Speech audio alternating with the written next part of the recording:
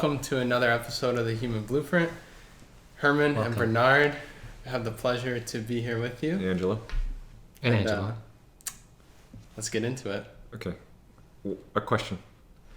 How do we know that we're pursuing, say, a goal or a dream that's ours and it's not our, say, family or some external society or something? So, a lot of people in today's world, their parents have such a hold on them, or their family has such a hold on them. You have to become a doctor, have to become a lawyer, have to become an engineer, have to do this, have to do that. They have a preset of everything before you were ever born, of what they wanted you to do and say and be, right? Mm-hmm. Do you think that's fair? No. That's why we're asking this question. But you see, to the parent, when they're controlling, they think that's fair because it's their child. Mm-hmm. It's like their property. See? Exactly. And what they don't realize is how much it actually hurts the relationship with that child. Especially in Asian and South Asian families, they already have everything preset as to how they want it, when they want it, and to exactly when they're going to get it. And the problem with that is the person never really knew themselves. So they never were able to establish their own beliefs, their own thoughts, their own feelings, their own likes or dislikes. Because as soon as it came up, the family wanted to squash it. And so for us, if we're looking for our beliefs and what our calling is, or are we living up to our potential for what we enjoy doing, we have to be a little brave, have a little courage. But, okay, so say if a parent forces a child to say, you got to become a doctor. Yeah. You don't even care. You don't want anything to do with that. But you want to make your parents happy. Like you want to be respectful and honor them, etc. You're like, okay, fine, I'll become a doctor. But you don't want to do that. So how do you even bring that up? So a lot of people have this false, limited belief that I got to do this to make them happy. So I'll ask you a question. How long does that happiness last? Not long at all. Mm-hmm. You gotta keep. It's almost like you're a pet doing tricks. You gotta keep doing these little tricks. See, and if you're someone else's property, and you're always meant or trying to make that owner happy, then at what cost? Your life, right? Your time, your happiness, as opposed to what do you enjoy doing? What could you do for the world if you harnessed your talent and you really, really harnessed and honed in on that? What could the world really benefit from that? As opposed to just being another doctor or being another lawyer. And by the way, we're not saying doctors are bad or anything, No. but we're just using this as an example. Yes. It's a common Yes. thing. It's especially in Asian. You gotta go be one of these things. Yeah. Or you're a failure. Yeah. You got a choice of 3 things. Yeah. So I understand that. It's more so, how do you tell your family in a respectful way? you have to have the courage to develop the backbone to stand up, because a lot of times these families, they team up, they gang up, and they're like, so-and-so has an idea, they want to do this and it doesn't fit in the mold. Yeah, because you're a rebel now. Yeah. So they're going to bring in everyone. The troops. You're going to bring your cousins, uncles, aunts, like grandparents, whatever. Yes. And that's when you have to learn to stand up for what you believe in. And you see, a lot of times, all our families, no disrespect, they have their own beliefs. But sometimes when we grow up, they have to allow us to develop our own beliefs for what works for us. Doesn't just always fit into a specific mold, per se. Because that molding is what limits the ability for that person to flourish. Yeah. When I'm thinking about being a little bit brave, being courageous, I guess even when you speak up and you speak your truth and say, hey, look, I don't really want to do this. I'm here to honor you and everything, respect you, but I really don't want to do this. I think sometimes maybe people would get the idea that now I'm going to break the family. Like I'm going to be disowned. But if you continue on the path of just trying to make them happy, it's not any better. No, it's not. There's absolutely no chance to redeem anything. No. At least with this, I guess it opens up a dialogue. Which is what you want to do. as early and often in your life as possible. It's not that you want to become a rebel or be disrespectful. It's just you want people to understand where you come from and what your beliefs are, so that maybe you can be put in the best position to flourish with your skills and your talent. And I guess this also helps the family think about things a little bit differently too, because they might think about, why did I do all those things? Because they probably didn't even question it either. So it's like, if you're unhappy with this and you're speaking up, maybe I could have spoken up about things too. Might not be the funnest subject to talk about, but at least it gives that space. Yes. And you have to be, how do we say, a little humble, that when you're young and you're now developing, okay, you have to learn what your strengths are. You have to learn what your weaknesses are. What do you like? What do you dislike? Okay, that's fine. You're learning. But as soon as you figure out and you have an adult, how do we say, responsibility, you're 18 and you know what you want or what you don't really want as much, then you have to make sure that you have that conversation early. Otherwise, you'll go through your entire life and it won't be till maybe 30 or 40 before you got brave enough, and then it's too late. Okay, I gotta tell a story.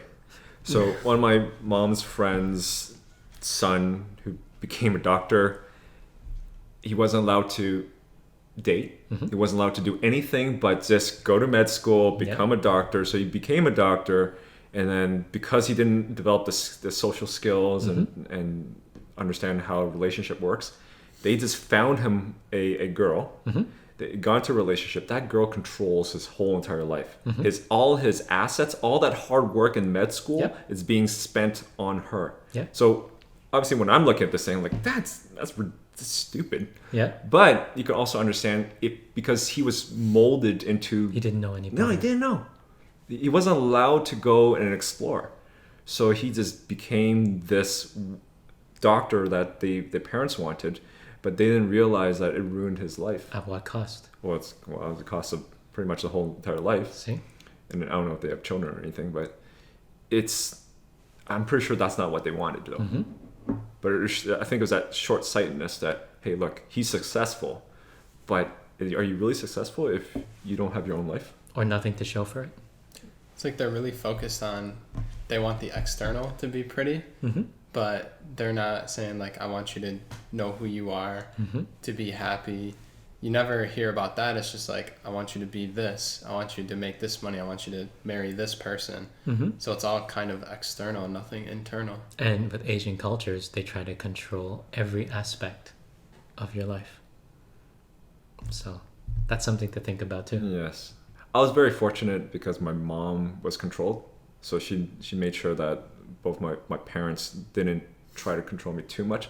But it's hard because there's still trickles of the PTSD or whatever it is, and it does trickle down a bit. But fortunately, it wasn't as bad. And for a lot of us, if we're going to really want to stand up for ourselves and really want to stand up for our beliefs and really want to make that difference in the world, well, we have to figure out what it is we want first. And we have to make sure that once we figure out what we want, then we go about it in a courageous manner to make sure that others know what we want, so that we can find those that really support us, help us get to where we want sooner without disrespecting those, because you help them understand what you are trying to do with your life. Okay, so here's another question.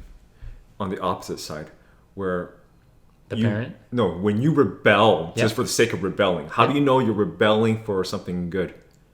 So if you were told that you can't have that car because now you got a license and now all of a sudden all your friends have cars and you don't have one, well, to rebel for that, that's a little immature, because if you didn't earn your money to get the car, you didn't do what it takes to know the value of it, then you'll be very quick to crash it. You'll be very quick to lose it, very quick to disrespect it.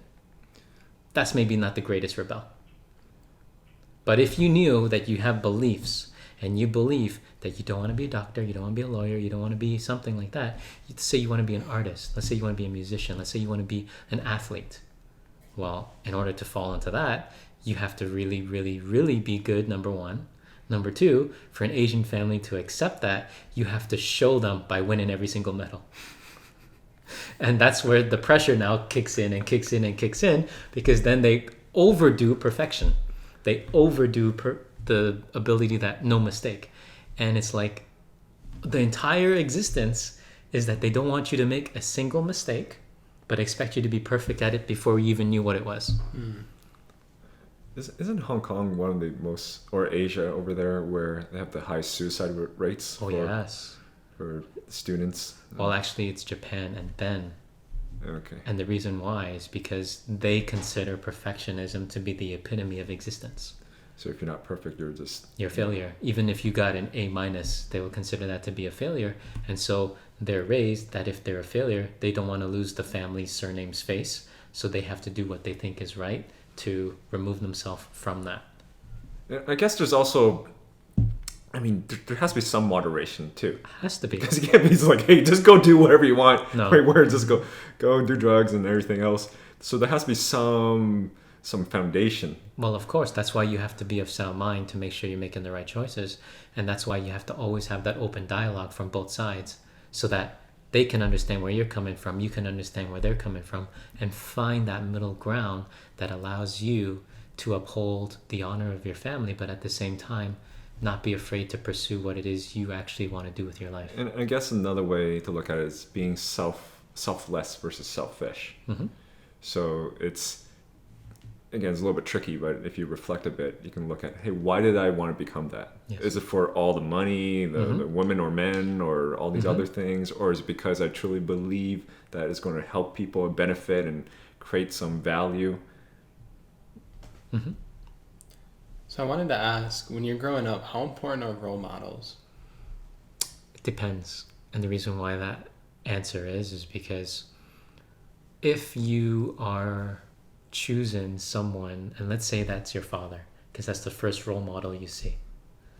But if that person didn't set the best example, didn't have the best parenting skills, didn't have the care or compassion to understand what you're going through in different times, maybe it's not great. But if you had someone who understood you, took you by the wing and said, you know what, this is what I did, this is what, if you implement this is what you can do to get that sooner, then maybe that's okay. But a lot of people take on wrong or not the greatest fit role models. And it's like with anything else.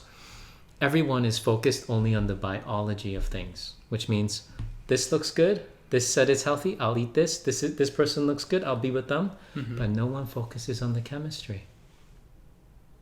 Now, if we know that biology, nothing lasts forever, but we know the chemistry, that if you have the right fit, means that it will always be, how do we say, harmonious, then shouldn't we be focusing on the chemistry of the fit of who we choose as a role model or how we choose to live our life?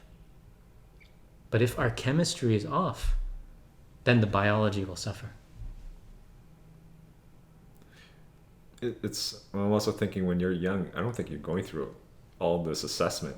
You're just No. looking at, okay, here's a person. You're winging it. Yeah. But there still is a lot of influence. I just think about my life. Mm-hmm.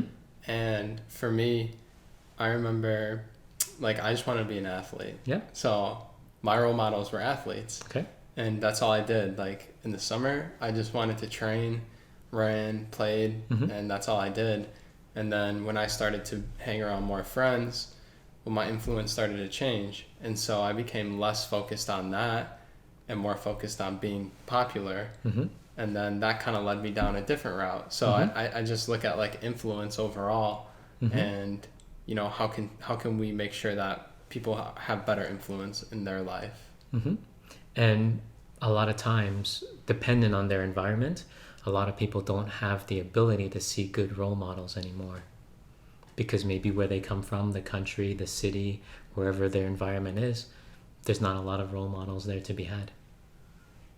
And so that's when you use your phone. That's when you use internet or something to get in contact with these people. Community. Grow that. But if you are only focused on your little block or your little area and you think those are your role models, well then history's just going to repeat itself. And if this person was a gangster, then highly likely maybe you were. If this person was a criminal, then maybe highly likely you were. But if we change the environment, then that person has a chance to see maybe a real role model that can help them, can take them and guide them. But if a lot of people are not willing to address them and see these things, like we said, it is very difficult for us to assess the situation we're at. So then we won't know what our starting point is. And if we don't know that, then we don't know what to go for as a target. I guess that's also requires you to look in the mirror and just face the facts and the reality of the situation.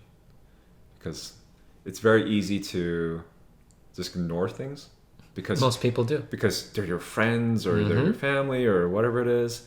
So you don't want to touch it. But if you, I'm pretty sure, like if you just looked in the mirror and really assessed things, you would actually see the truth.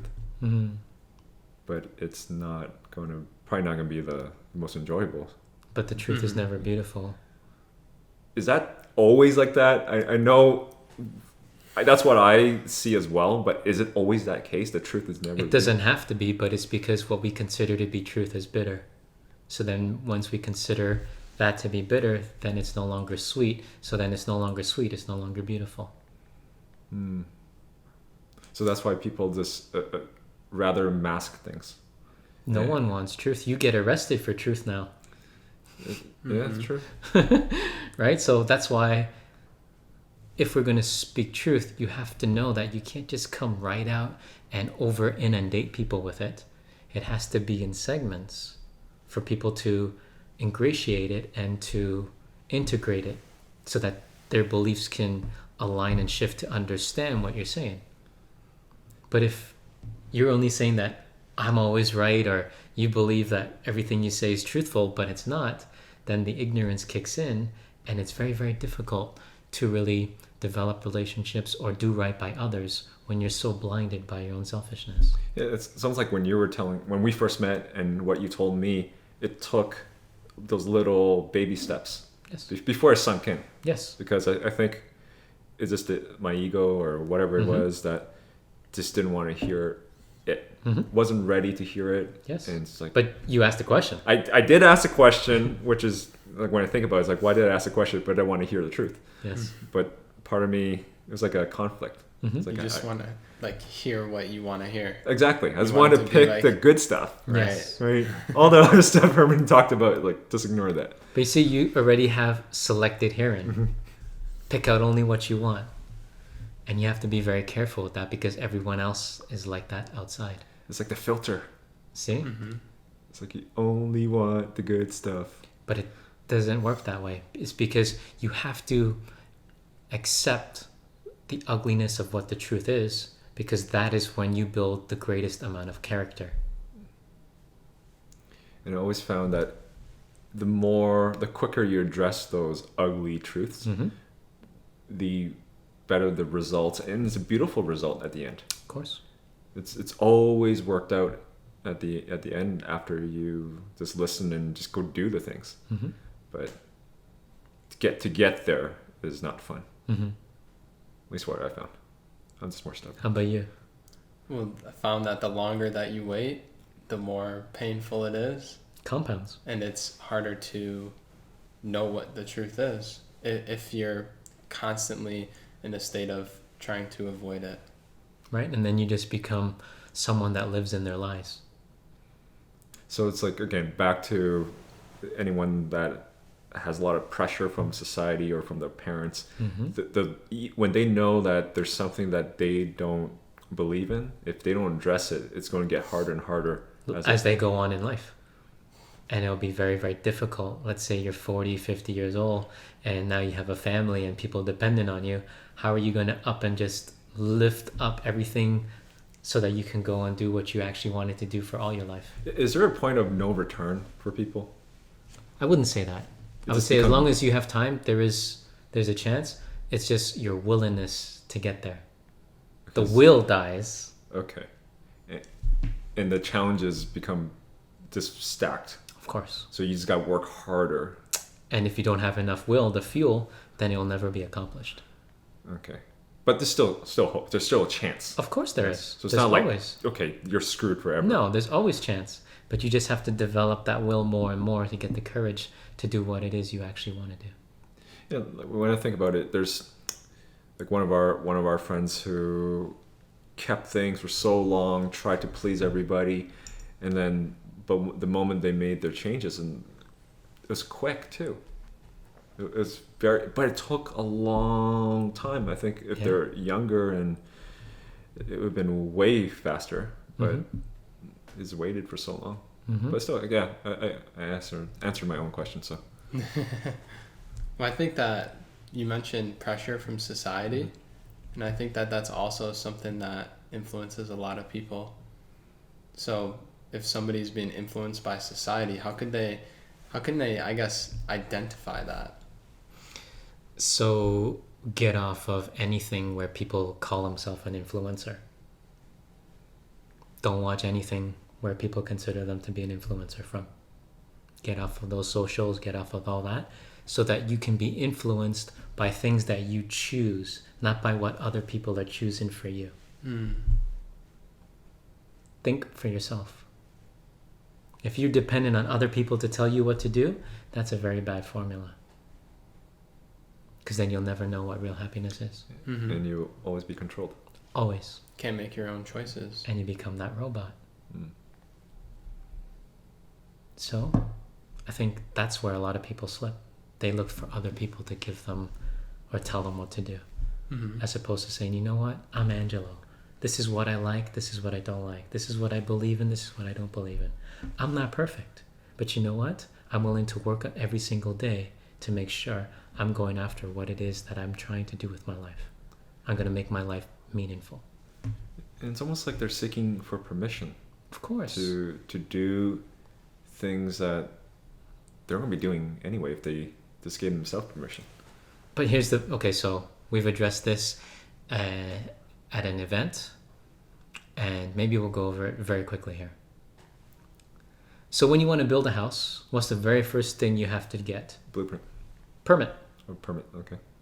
Right? You got to get the blueprint, and then the permit has to go to prove that it's acceptable before you ever put or build anything on land or break anything off of that land, correct? Now here's a problem. If everything you did in life was without a permit, so let's say you wanted to drink or lie or cheat or steal, you didn't need a permit for that, you just did it. So now when it comes time for something good, then you think you need a permit for permission. So why is that? Think of it. When you've done so much wrong to other people, you're being stopped from doing things that are good for yourself because you're still paying back for the debt that you owe. That's why when the city denies your permit from allowing you to build your new home or renovate your new home, you have to wait X amount of time before you reapply or make those adjustments until you can reapply to get a new permit. Well, if we know that we're asking for permission that we want to go do this for ourselves, then don't you think we have to isolate all the things that we'd never asked for permission for and went against our own internal laws? Fix that, be accountable for that first before we get the permit to do something greater? Think of it that way. Yes, we never, at least for me, whenever I did something that was immoral, I never asked for permission for sure. No one does. No way I would have asked for permission. No, then you just seem like a bad person. Should I hurt you? Should I steal from you? No, right. But I'm going to do it anyways. Yeah. But you're right.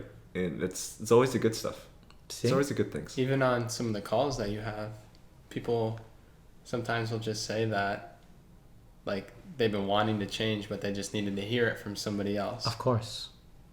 But when they want to do all the wrong things, they never have to hear it from somebody. They'll just do it. Right? And so we have to be very careful. All of those wrong things we didn't take a permit for. So we have to pay a fine. We have to pay for all the things we went against the natural law. All the legal building. Right? And then now it's time we want to do something legal, but if we didn't pay the fine or the debt, then it's like it wants to keep you stuck. It's funny when you think about it that way. All the good stuff. Always ask for permission. Or you think you need permission. And do you know that's why people don't learn the way they can learn? why they don't learn a new language, why they don't learn something every day, it's because they're waiting for that little slip of known as a permit. But yet when they're lying, cheating, stealing, doing all these immoral things, the debt just keeps adding up, adding up, adding up. So now that they finally want to do something good with their life, they think, okay, I'm going to do it. But they need validation or permission from someone or something else. They can't find it because they didn't pay the fine. They didn't become accountable for all those things before. And even if they do decide to go without a permit, it's like major test. Instant test to deter you from even thinking about doing what you want. Until you pay off. Until that debt is paid off. And that's why you have to know the truth.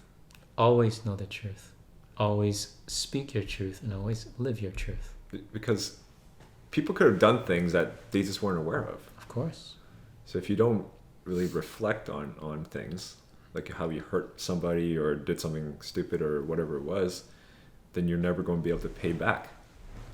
I agree. Yeah, I've had to call people in the past that I've done wrong to apologize, and I guess you can't undo your actions, but you can always choose to make a better one. Mm-hmm. Of course. Now I'm thinking about all this stuff. It's like, what do I do? This might be a good challenge for our Facebook. There you go. There you go. But I do know that every time I did apologize or address or just be responsible towards things, that it always worked out in the end.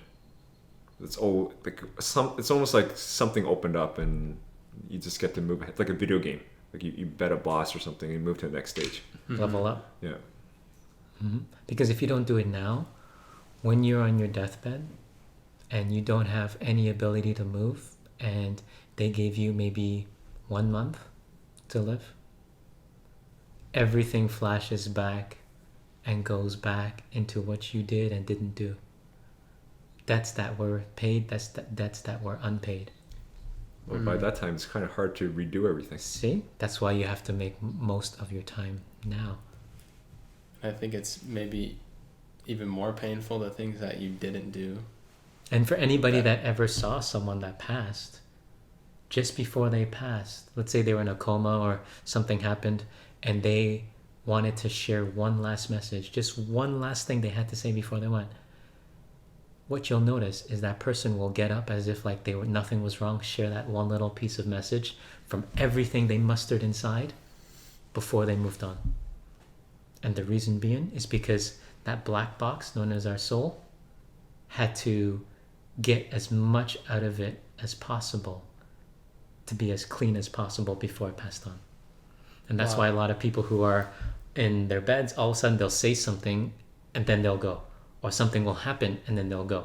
Because that soul, even to the point, their face will start to change, their voice will start to change, their actions become different, because the soul is remembering all the different past lives. And it's going through every sequence from all the debts and unpaid debts that have been unpaid and have been incurred. So we don't have to get to that point. We can start doing things. See? You can make a difference because that's now. Kind of a waste when you think about it. It's a big waste because you can't do anything then. You have one thing in the end. And then every regret you have, those are all the things that bring you back to keep coming back and coming back. So I'd say it's time to make it right now. Exactly. This is the right time? Mm-hmm. Okay. Thank you. Thank you. Well, I would say that if you liked this podcast, then you're going to just maybe click here. Click or here. There. And check out the next episode. And thanks for tuning in. Thank you. Thank you.